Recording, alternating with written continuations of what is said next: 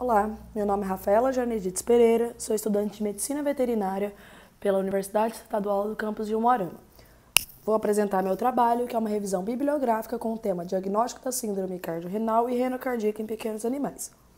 Então, para começar, vou fazer uma introdução. As desordens do eixo cardiovascular renal, que é chamada de CVRD, ou a Síndrome Cardiorrenal e Renocardíaca, são as alterações fisiopatológicas dos rins ou coração, em que uma disfunção crônica ou aguda de um desses órgãos irá acarretar secundariamente uma disfunção no outro órgão, que também pode ser aguda ou crônica. Então, os métodos diagnósticos. Para que seja constatada a ocorrência da síndrome cardiorrenal e renocardíaca, primeiramente deve-se estagiar pela íris a doença renal crônica e depois a insuficiência cardíaca congestiva, para identificar qual o órgão primariamente responsável pelas alterações observadas. Então, ela vai ser classificada em 4 tipos. A CVRD1, em que uma doença cardíaca aguda leva a uma doença renal aguda. A CVRD2, na qual uma disfunção cardíaca crônica acarreta em uma disfunção crônica nos rins. A CVRD3, quando uma doença renal aguda resulta em uma doença cardíaca aguda. E por último, a CVRD4, quando uma doença renal crônica leva a uma doença cardíaca. Então, a radiografia de tórax deve ser feita em 2 projeções, lateral e ventrodorsal. Isso para permitir avaliar o remodelamento cardíaco e estruturas vasculares. Já o eletrocardiograma, ele vai indicar a presença de arritmias e outros distúrbios de condução do coração, caso estejam presentes.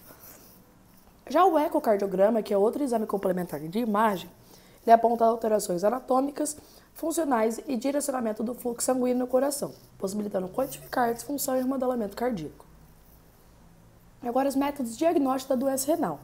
Deve-se considerar os valores séricos de metilarginina simétrica, que é SDMA, creatinina e ureia, que vão estar aumentados conforme o estágio da doença, que vai dar a classificação conforme a íris, além dos resultados da urinálise e relação proteína-creatinina urinária, que também é chamado de UPC, que quando é aumentada indica dano glomerular.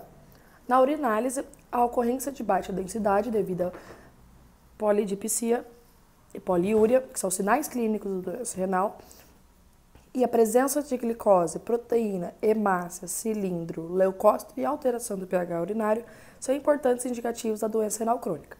A ultrassonografia, outro exame complementar, ela também deve ser feita como ferramenta diagnóstica da doença renal crônica que possibilita avaliar anormalidades morfológicas. Então, as considerações finais desse trabalho. É sabido que as limitações financeiras de alguns tutores restringem as opções diagnósticas do médico veterinário. Nesse contexto, é importante que o profissional saiba escolher os exames complementares com maior sensibilidade e melhor custo-benefício, a fim de identificar precocemente a CVRD e assim intervir para retardar sua progressão, dando ao paciente maior expectativa e qualidade de vida. O conhecimento das possibilidades diagnósticas auxilia o médico veterinário na tomada de decisão sobre qual exame solicitar diante da suspeita de insuficiência cardíaca congestiva ou doença renal crônica, resultando em maior assertividade diagnóstica e intervenção precoce a fim de minimizar os impactos da disfunção instalada.